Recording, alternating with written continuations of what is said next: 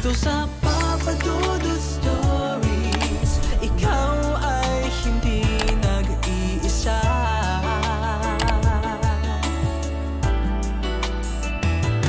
Dito sa Papa Dudut Stories, may nagmamahal sa'yo. Papa Dudut Stories, Papa Dudut Stories. Dear Papa Dudut, sa lahat po ng mga nakatutok ngayon, huwag pong kalimutan mag-like, mag-share at mag-subscribe. Maraming salamat po sa inyong lahat.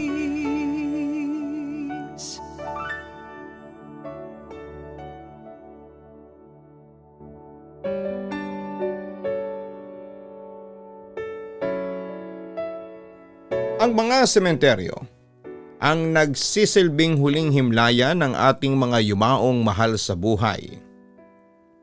Ito ang kanilang nagiging tahanan at pahingahan, ngunit paano kung ang nagsisilbing bantay pala sa kanila ay siya ring nagiging dahilan upang ang tahimik nilang pamamahinga ay magambala.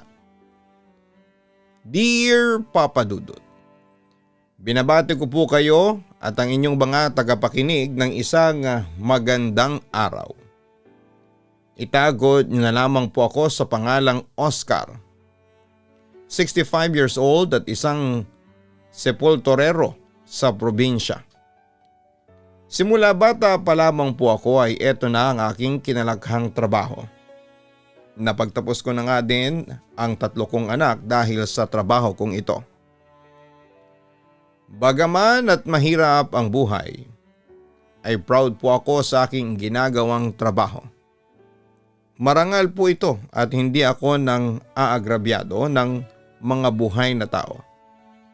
Dahil nga ito na, ang kinalakhan kong gawin ay sanay na din po ako sa pagbubukas, paglilipat at muling pagsasarado ng mga puntod dito sa sementeryong aking pinagtatrabahuhan.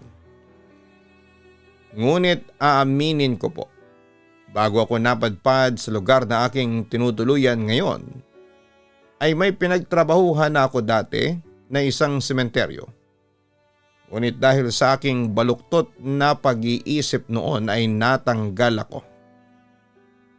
Ang ikikwento ko pong karanasan ko ang siyang nagturo sa akin kung ano man ako ngayon. Nagsimula ang lahat nung teenager pa lamang ako. Ito ang unang beses na tinuruan ako ng aking tatay kung paano ang kalakaran sa mga sementeryo.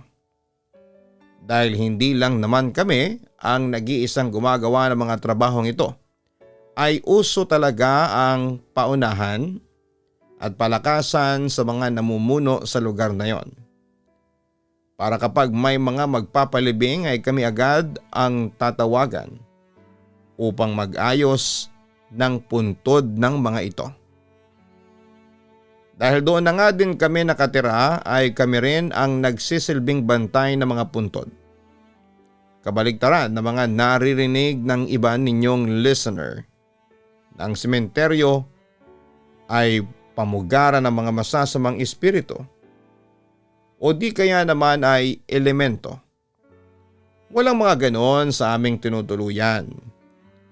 Dito na rin naman kasi kami nakatira dahil binigyan din kami ng may-ari ng pwesto na maaari naming tuluyan. Sa tagal na naming naririto ay wala namang kaming naramdaman na kahit na anong kababalaghan. Sabi pa nga sa akin ng aking tatay ay huwag daw kaming matakot sa patay. Mas matakot daw kami sa mga buhay na tao na may masasamang budihi. Totoo naman ito, Papa Dudut. Minsan kung sino pa yung mga nakakahalubilo natin sa araw-araw, ay sila pa yung may ginagawang masama sa iyo. Ito ang bagay na tumatak sa aking isipan hanggang sa magbinata ako at magkaroon ng sarili kong pamilya. At dahil maayos naman ang tinutuluyan kong bahay dito sa loob ng sementeryo, ay dito na rin kami nanirahan, Papa Dudut. Isa pa ay ang pagiging sepulturero lang din naman ang alam kong hanap buhay. Nakakahiya mang sabihin pero hindi kasi ako nakapagtapos ng pag-aaral. Dahil hindi na kinaya ng tatay at nanay ang pagpapaaral sa aming magkakapatid. Ako na lamang ang naiwan sa lugar na ito. Dahil ang iba kong mga kapatid ay umalis na rin sa lugar. Nang magkaroon sila ng sarili nilang pamilya. Ako po ang nagpatuloy ng gawain ni tatay. At habang lumalaki ang aking mga anak ay doon ko napagtanto na napakahirap talaga ng buhay. Kahit pa nga sabihin mong may hanap buhay ka, bukod sa pataas ng pataas ang presyo ng mga bilihin, dumagdag pa sa gastos ng pamilya ang pag-aaral ng mga anak. Ayaw ko namang matulad sa akin ang aking mga supling, kaya naman ginapang ko talaga na mapagtapos sila. Kaya naman dumating ako sa punto ng aking buhay na nakagawa ako ng mga bagay na kailanman ay hindi ko naisip na makakaya kong gawin ng mga panahong yon. Isang araw, Papa Dudut, habang namumroblema ako sa aming pangkain sa araw-araw dahil medyo matumal ang aming hanap buhay, may isa akong kasamahan sa sementeryo ang lumapit sa akin. Nung una ay nakikipagkwentuhan lamang siya tungkol sa buhay-buhay hanggang sa madako ito sa isang alok na hindi ko akalain na magagawa ko. Napansin daw kasi niya na parang may problema ako sa kaperahan. Kaya naman naisipan niyang lapitan ako upang ibahagi sa akin ang isa sa mga matatagal na daw na kalakaran sa sementeryo. Ang paghuhukay muli ng bangkay na bagong libing lamang. Nanlalaki ang aking mata sa aking mga narinig na sinabi niya. Dahil sa tagal ko doon ay ngayon ko lamang narinig ang ganang sistema sa loob ng aming binabantayang sementeryo. Natatawa naman ito sa aking reaksyon. Sa edad ko daw ba kasi na 40 anyos, ng mga panahong yon ay hindi ko pa daw alam ang ganong mga gawain. Hinuhukay daw nila ang mga bangkay at kinukuha ang mga ibinababao na gamit dito ng kanilang mga kamag-anak.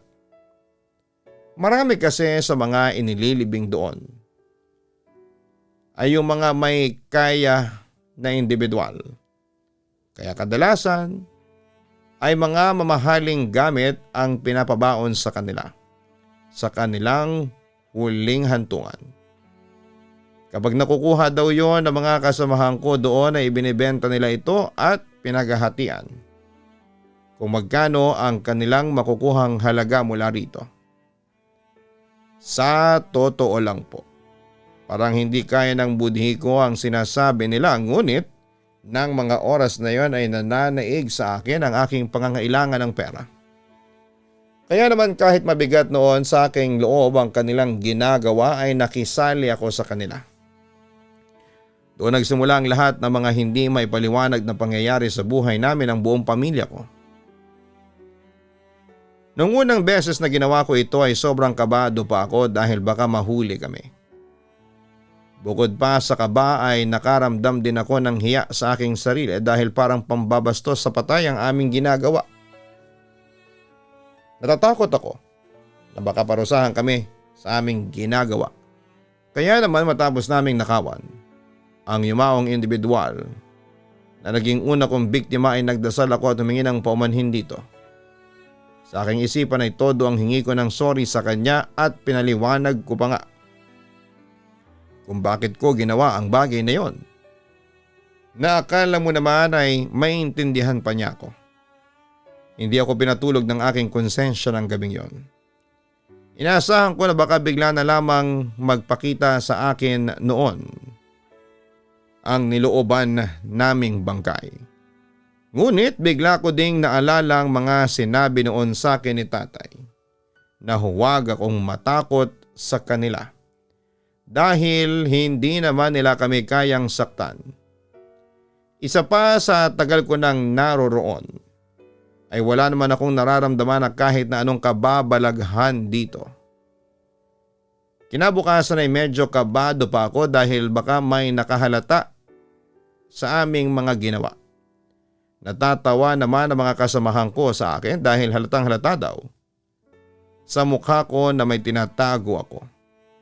Relax lang daw ako dahil sa tagal na nilang ginagawa ang ganitong modus ay wala pa naman daw nakakahuli sa kanila.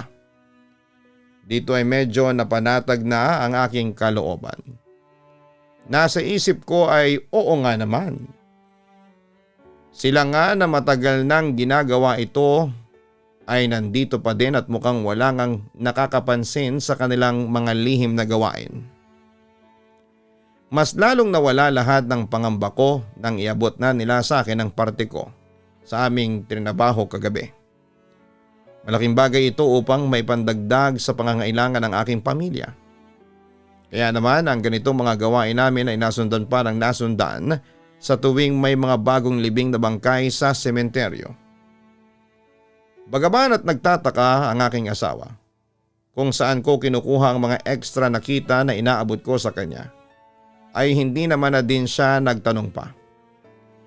Kilala din naman niya kasi ako na hindi gumagawa ng anumang masasamang gawain, kaya naman tiwala siya na sa maayos na paraan ko nakukuha ang aking kita. Medyo na-guilty din ako sa part na ito dahil kahit sabihin pa nga na patay na ang aming mga kinukuhanan na mga gamit, ay maituturing pa ding pagnanakaw ang aming ginagawa. Ngunit sinikmura ko ang lahat ng iyon dahil mas iniisip ko na mabigyan ng mga magagandang kinabukasan ng aking pamilya. Nangako din ako sa aking sarili na pag nakatapos na ang aking mga anak ay titigil na rin ako sa kalokohan na ginagawa ko. Akala ko ay mananatiling lihim ang lahat, ngunit tulad nga ng kasabihan, walang lihim na hindi nabubunyag.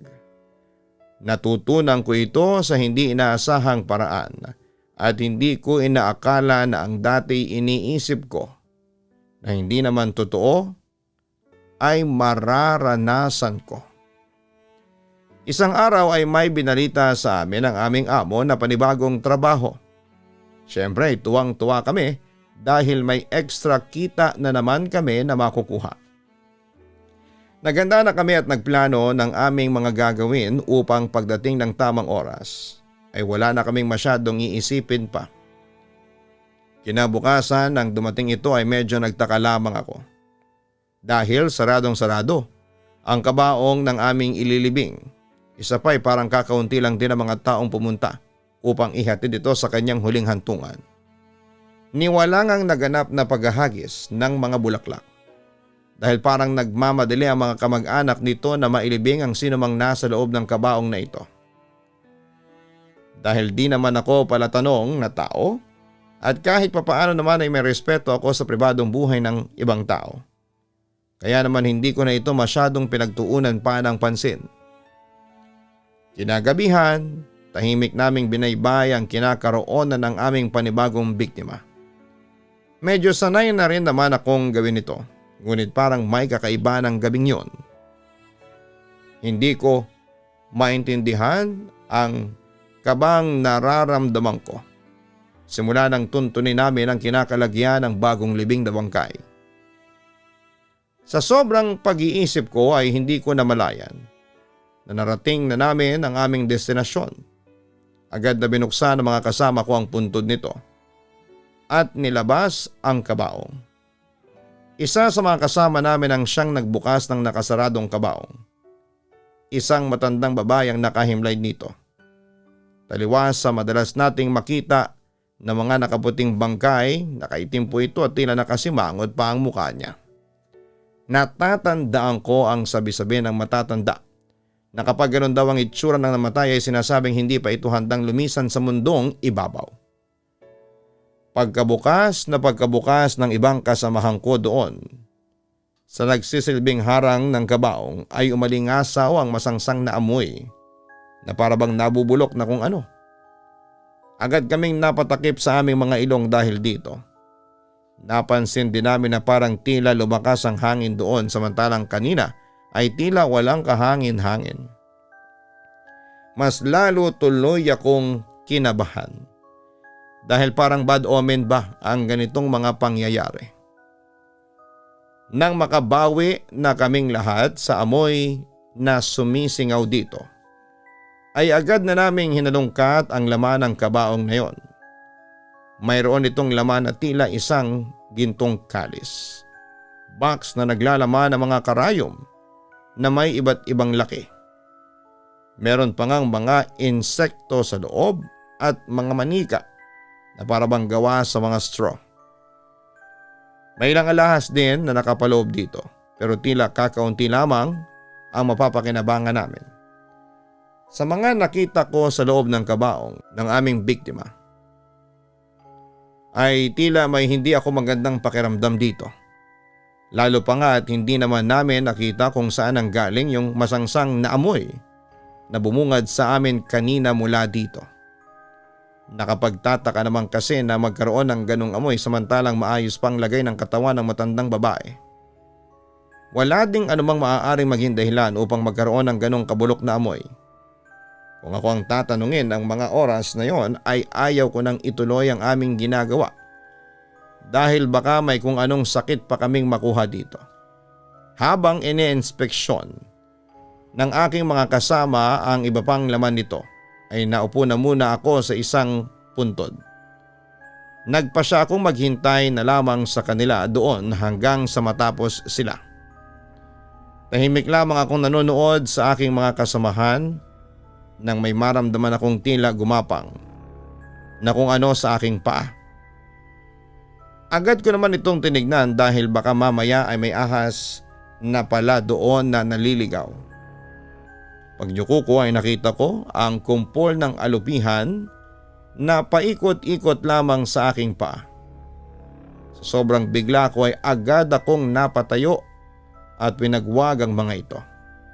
May kasama pa ngang kaunting tili na lumabas sa aking mga labi dahil na rin sa gulat.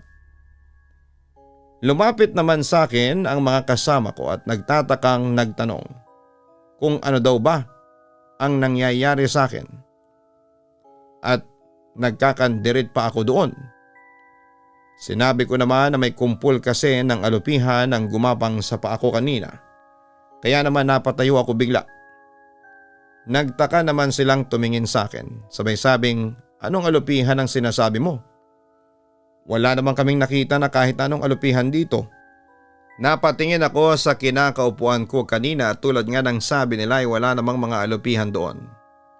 Kahit naman kasi sabihin natin na mabibilis tumakbo ang mga alupihan ay imposibleng walang matira kahit isa o dalawa sa mga ito doon. Natatuwang bumalik sa kanilang ginagawa ang aking mga kasamahan. Ako naman ay napapaisip sa kung ano ang nangyaring iyon sa akin. Napatingin ako bigla sa kabaong na nasa harapan ko. At hindi ko maiwasang isipin na hindi kaya dahil dito kaya tila nagkakaroon ako ng ganong ilusyon. Ayoko mang mag-isip ng masama ay wala naman akong maisip na ibang dahilan. Simula nang buksan namin ang kabaong na yon ang matandang babae ay nagsimula na akong makaramdam ng mga kakaibang bagay na dati ay hindi ko naman nararanasan. Ngunit habang nagtatagal ay inalis ko din naman ito sa aking isipan dahil imposibleng ang ganong mga bagay. Ipinagpalagay ko na lamang ang pangyayaring yon na dala lamang ng aking pagod. Matapos ang ginawa ng aming mga kasama ay agad ko rin namang binalik ang mga hindi namin kailangan na kagamitan. Habang nagbabalik ako ng mga bote ay nakita ko doon ang isa na naglalaman ng mga alupihan. May kung ano sa aking isipan na nagsasabi ng mga alupihan na yon ang nakita kong gumagapang sa aking kanina. Hindi ko na ito binanggit pa sa aking mga kasamahan dahil baka pagtawanan lamang nila ako. Binilisan ko na lamang ang aking kilos dahil kinikilabutan na talaga ako. Agad naman kaming umalis sa lugar na yon matapos maisarang muli ang puntod. Bago tuluyang makalayo ay lumingon pa ako ng makahuling beses. Marahil dala na nga din talaga ng pagod at antok ay tila may nakita akong kung ano-ano. Sa harapan kasi ng puntod ng matandang babae ay may nakatayo ditong isang malit na babae lamang. Nakaitim na belo at damit. Nakita ko pa itong nag-angat ng tingin at tila pinagmamasdan kaming lahat ng mga kasama ko habang papalayo sa lugar na yon. Pagka-uwi ng bahay ay agad akong naglinis. Papadudot. Bago natulog, pagkapikit ng aking mata ay tila napunta ako sa ibang lugar. Madilim sa parting yon. Kahit ni isang ingay ata ay wala akong marinig. Sinubukan kong maglakad-lakad at baka sakaling makakita ako ng kaunting liwanag o clue kung nasaang lugar ako. Inikot-ikot ko din ang aking paningin ngunit wala talaga akong makita na kahit na ano dito. Tila bulag ako na nangangapa sa isang lugar na hindi naman pamilyar sa akin. At habang naglalakad ay nakarinig ako ng ingay mula sa aking likuran. Tila ba may sumusunod sa akin. Kung sino ito ay hindi ko alam. Dahil na nga din sa dilim ng aking paligid. Nagpatuloy ako sa aking ginagawa, palingon-lingon habang kumakapa sa dilim. Maya-maya ay narinig ko na lamang ang kanina'y sumusunod sa akin. Ay tila nasa malapit na sa aking likuran. Mabilis akong lumingon sa likod. Doon ay nakita ko papadudot ang isang maliit na babae na parang nagmamadali na papalapit sa akin. Nakayuko ito kahit pa nga nakasuot ng itim na tila nangingibabaw siya sa lugar na yon dahil sa parang liwanag na nakapaligid sa kanya. Ang kanyang kasuotan ay namukhaan ko. Siya rin yung babaeng naroon sa sementeryo kanina. Napatanong ako sa aking sarili kung ano ang ginagawa nito dito. Nang makalapit na siya sa akin ay huminto ito sa aking mismong harapan. Nanatiling nakayuko, napapitlag ako nang bigla nitong hawakan ang aking mga braso ng sobrang higpit. Halos bumabao na ang medyo mahahaba nitong kuko sa aking braso. Dito na ako nagpumilit na magpumiglas. Nagangat ito ng tingin sa akin. At doon ay bumungad sa akin ang mukha ng matandang babae na kanina lamang ay nakita ko sa kabaong. Nakangiti ito na parang nababaliw at titig na titig sa aking mga mata. Dito ko na naramdaman ang tila may tumatapik sa akin at ang lugar na kanina ay kinakalagyan ko ay tila unti-unting naglaho na. Bago ito tuluyang mawala ay tandang-tanda ko pa ang banta sa akin ng matandang babae. Magsisisi daw kami sa aming panglalapastangang ginawa sa kanya.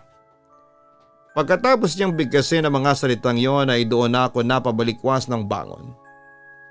Namulatan ko na nag-aalalang nakatingin sa akin ang aking asawa. Tinanong niya ako kung ano daw ba ang nangyayari sa akin at bakit ko sinasaktan ang aking sarili habang tulog ako. Nagtataka pa ako sa kanyang sinabi hanggang sa maramdaman ko ang hapdi ng aking mga braso. May bakas doon ng mga kuko na akala mo ay ibinabaon ito doon.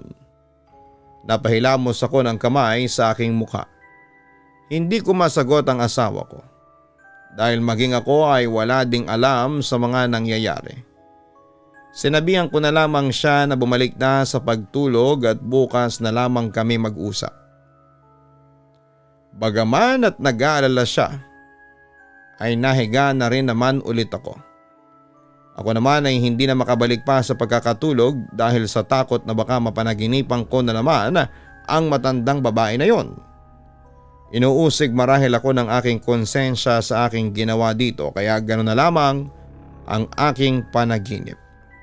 Pero sa tagal ko nang ginagawa ang bagay na yon ay bakit ngayon lamang ito nangyari sa akin? Tila may kakaiba talaga sa matandang babae na yon na hindi ko maipaliwanag kung ano. Kinabukasan nang makita ko ang iba kong kasamahan ay tila matatamlay din ang mga ito. Nilapitan ko sila at tinanong kung bakit ganoon ang kanilang mga mukha. Noong una ay ayaw pa nilang magsalita. Ngunit ilang saglit pa ay binigyan na rin nila ng kasagutan ng aking katanungan. May kakaiba daw silang panaginip tungkol sa matandang babae. Ipinakita din nila ang mga marka sa kanilang mga braso, nakagaya ng sa akin. Dali-dali ko ding ipinakita sa kanila ang sugat mula sa aking panaginip. Lahat kami ay parang nahintakutan dito. Isa lang ang ibig sabihin nito, lahat kami ay dinalaw ng matandang babae na yon sa aming mga panaginip at may nais itong ipahiwatig. Kinausap agad namin ng araw na ito ang siyang naghahawak ng mga kagamitang nakuha namin sa matandang babae at binili na huwag muna itong ibebenta. Baka nais nitong ibalik namin ang mga bagay na aming kinuha mula dito kaya naman napagpasyahan naming bumalik muli doon mamayang gabi upang isauli ito. Sa buong araw na yon ay hindi ko maintindihan ang aking pakiramdam. Tila ba may nakasunod ng tingin sa akin sa bawat kilos ko. Tuwing lilingon naman ako ay wala akong nakikita na kahit na sino. Bandang tanghali na noon na magpaalam ang aking asawa na susunduin muna niya ang aming mga anak. Naiwanan naman akong mag-isa sa loob ng bahay at abala sa ibang mga gawain dito. Nang magawa ko na ang mga dapat kong gawin ay pansamantala muna akong nahiga upang makapagpahinga. At dahil medyo maliwanag pa ang sikat ng araw ay iniharang ko ang aking braso sa aking mga mata at pansamantalang pumikit. Di pa man ako nagtatagal sa ganong posisyon ay nakaramdam na ako na medyo lumubog ang kama na aking kinahihigaan.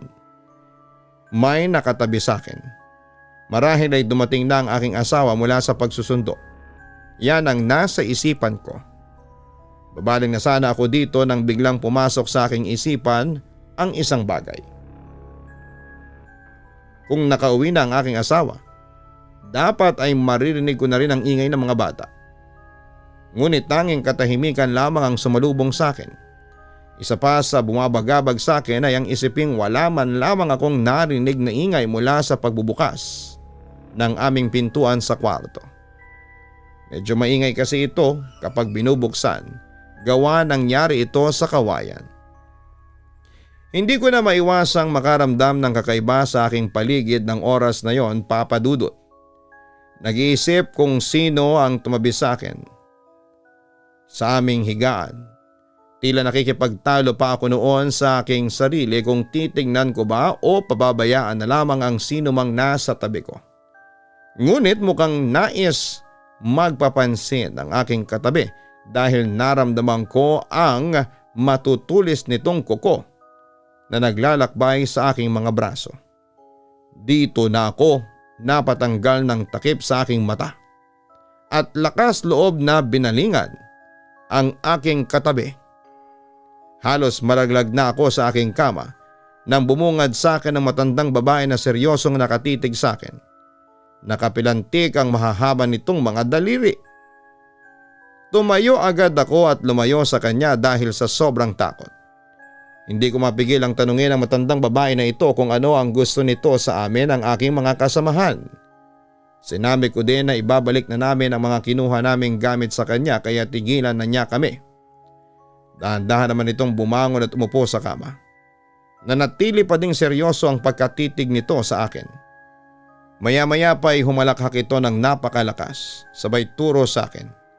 Nagsalita ito na hindi na niya kailangan ng mga gamit na yon dahil lang nais niyang makuha at maisama sa hukay niya ay ang mga kaluluwa namin na mga taong lumapastangan sa kanyang pamamahinga. Naglaho na lamang ito sa aking paningin matapos nitong bigkasin ang mga salitang yon. Halos maiyak na ako ng mga oras na yon sa aking narinig. Mukhang hindi nagbibiro ang kaluluwang yon at nais talaga nito kaming isama kung nasaan man siya ngayon. Nasa ganong kalagayan ako naabutan ng aking asawa na tila humahangos pa nga ako ng oras na yon. Agad niya ako nilapitan at tinanong kung ano nga ba ang nangyayari sa akin at sa iba naming mga kasamahan. Tila natauhan naman ako sa kanyang tinuran at nagtatakang nagtanong kung ano ang ibig sabihin niya. Dito ay ikinuwento niya sa akin na ang isa sa aking kasamahan kagabi ay bigla na lamang daw tinubuan ng mga kakaibang bukol sa katawan. Ang isa naman daw ay tila may nakikitang kung ano-anong mga bagay na gumagapang sa kanyang katawan kahit na wala naman. Ang ilan namang natitira sa aming mga kasamahan ay bigla na lamang daw nagkaroon ng mataas na lagnat at nagdideliryo tungkol sa isang matandang babae na nais daw silang kunin at kitlin ang buhay. Nang mabanggit niya ang salitang matandang babae, ay doon na ako hindi nakapagpigil pa. Kailangan ko nang ikwento ang lahat sa aking asawa dahil mukhang hindi talaga titigil ang kaluluwa ng matandang babae na aming nilapastanganan. Hanggat hindi kami nito na isasama sa kanyang hukay. Sinimulan ko ang aking istorya sa aking asawa mula noong unang beses pa lamang na ginawa namin ang paghuhukay at pagnanakaw sa mga patay sa sementeryo hanggang sa kung paano kami nalagay ngayon ng aking mga kasamahan sa ganitong sitwasyon. Alam ko na pagkatapos nito ay maaaring magbago ang tingin sa akin ng asawa ko. Ngunit kailangan niyang malaman ang katotohanan sa mga kakaibang pangyayaring bumabalot sa amin ngayon. Nang matapos ko ang aking kwento ay tinanggap ko ang tila galit at nanghuhusgang tingin sa akin ng aking asawa. Napatanong pa ito sa akin kung bakit ko nagawa ang ganung bagay. Alam ko naman daw na malaking kawalang respeto sa mga yumaong individual ang aming ginagawa ng aking mga kasama. Naiiyak ko na lamang na sinabi sa kanya na nagawa ko ito upang mabigyan ng kinabukasan ng aming mga anak sa gitna ng kahirapan ng aming buhay. Napayakap na lamang ang aking asawa at agad ako nitong niyaya na magpunta sa albularyo upang malaman kung ano ang dapat naming gawin. Bago dumiretso sa simbahan ay dumaan muna kami sa bahay ng aking kasamahan na nagtatago ng aming mga nakuhang kagamitan sa matandang babae. Naabutan ko siya na panay bukol ang katawan at tila may mga gumagapang pa nga na kung ano-ano sa loob ng mga ito. Kinausap ko siya at sinabihang hihingi ako ng tulong sa albularyo upang matigil na ang aming problema. Kinuha ko sa kanyang lahat ng kagamitan ng matandang babae at saka dumiretso ng aking asawa sa albularyo. Pagkarating namin doon ay agad naming hinanap ang taong maaaring makatulong sa amin.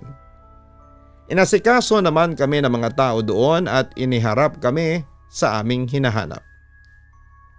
Muli kong ikinuwento ang lahat ng mga nangyari sa amin ng aming mga kasamahan. Nakikinig lang naman sa amin ang albularyo habang idinidetalye ko sa kanya ang lahat. Ipinakita ko din ang lahat ng gamit na aming dala. Ayon sa kanya ay natatandaan niya ang matandang babae na tinutukoy namin. Isa daw itong manggagamot sa karatig na lugar at kilala bilang isang nilalang na gumagamit ng itim na mahika. Kaya nga daw dito ito nilibing dahil sa hindi ito tinanggap sa kanilang lugar. Dahil na nga din sa ilang balita na minsan daw imbes na manggamot ito ay may ginagawa itong mga orasyon na maiitim na mahika sa mga nakakaaway o may atraso dito. Doon ko napagtanto at nabigyang kaliwanagan ang mga insekto, kalis at kung ano-ano pang mga gamit na kasama nito sa kanyang kabaong. Ito pala ay ang mga ginamit niya sa kanyang mga orasyon at pananakit sa ibang mga tao. Agad namang ipinaipon sa akin ng albularyo ang lahat ng gamit na aming nakuha at pumunta kami sa sementeryo. May mga dinala din siyang tila mga insenso at kung ano-ano pang mga kagamitan na sabi niya ay gagamitin daw niya sa ritual na aming gagawin. Bago kami dumiretso ay inutusan niya ang aking asawa na manghingi ng kahit na anong gamit ng mga sangkot na individual sa naganap na paghuhukay ng bangkay. Pagkarating namin doon agad kong ginawa ang dapat gawin. Binuksan ko ang puntod ng matandang babae at nilabas ang kabaong nito. Kahit medyo mabigat at mahirap gawin ay kinaya ko itong mag-isa dahil sa kagustuhan ko rin na matapos na ang lahat ng kababalaghang nararanasan namin. Nilagay naming muli ang lahat ng kagamitan sa loob ng kanyang kabaong. Doon ay nagsimulang magdasal ang albularyo habang hawak-hawak at winawagayway ang insenso na kanyang dala. May mga ilang tila manika din siyang nilabas, sakto sa bilang namin ng mga kasamahan ko. Pagdating ng aking asawa ay pinalagay ng albularyo ang mga gamit sa katawan ng mga manikang dala-dala niya. Nagbigay din ako ng kapiraso ng aking damit at tinali ito sa manika. Nang matapos ang kanyang ginawang pagdarasal ay nilagay niya ang mga ito sa loob ng kabaong kasama ng mga kagamitan ng aming nakuha. Inutusan niya akong isarado agad ang kabaong na siya namang aking ginawa. Matapos may sarado ay nilagay niya ang insensong sinindihan niya sa ibabaw nito. Pinabalik din niya sa akin agad ito at pinasarado agad-agad ang puntod. Matapos ang ritual na kanyang ginawa ay sinabi nito na pagka-uwi namin ay magkatay ako ng kahit na anong hayop at iwanan ito sa labas ng aming bahay. Ito daw kasi ang magsisilbing kaluluwa na maisasama ng matandang babae sa kanyang kinakaroonan bilang kapalit ng aming mga buhay. Nagmamadali naman kami ng aking asawa na makauwi upang magawa ang sinabi ng albularyo. Sinabihan din namin ang aking mga kasamahan na gawin din ang pinapagawang yon ng albularyo upang matigil na at mawala na ang mga sakit na kanilang nararamdaman. Sumang-ayon naman ang mga ito sa amin. Pagka-uwi namin ng aking asawa ay agad kaming nagkatay ng manok at iniwanan lamang ito sa labas ng aming bahay.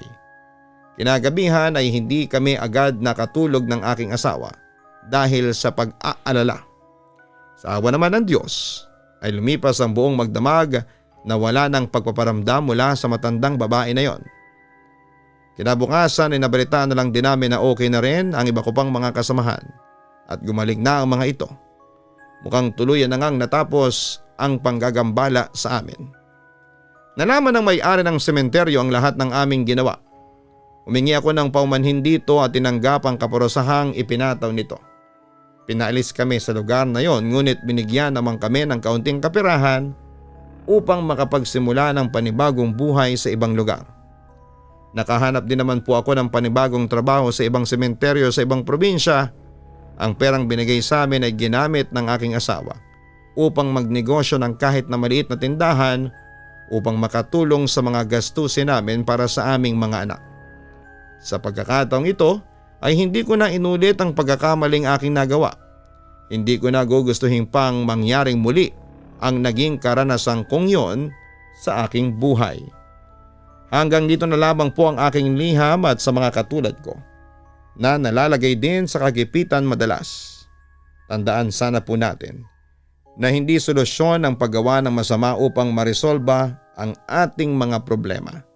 Dahil minsan ang akala po nating solusyon sa problema ay siya din palang magdadala sa atin sa mas malaking problema. Lubos na gumagalang. Oscar. Ang kahirapan ang minsang nagtutulak sa iba sa atin na gumawa ng hindi magagandang bagay. Ngunit lagi sana nating tandaan na hindi ito dahilan upang tayo ay gumawa ng mga masasamang bagay sa ating kapwa. Buhay man sila o wala na sa mundong ibabaw. Kadalasan ang mga aksyong inaakala natin na makakatulong sa atin ay siya pa lamang mas magdadala sa atin sa mga sitwasyon na hindi natin inaasahan.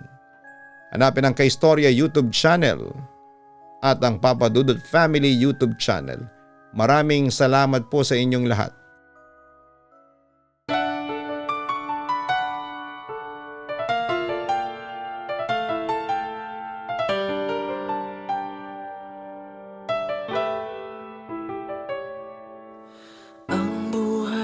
ay mahiwaga, laging may lungkot at saya. Sa Papa Dudut Stories, laging may karamay ka.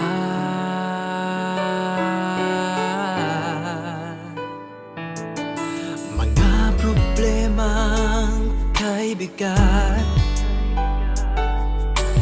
dito ay pakikinggan ka. Sa Papa Dudut Stories, kami ay iyong kasama. Dito sa Papa Dudut Stories, ikaw ay hindi nag-iisa.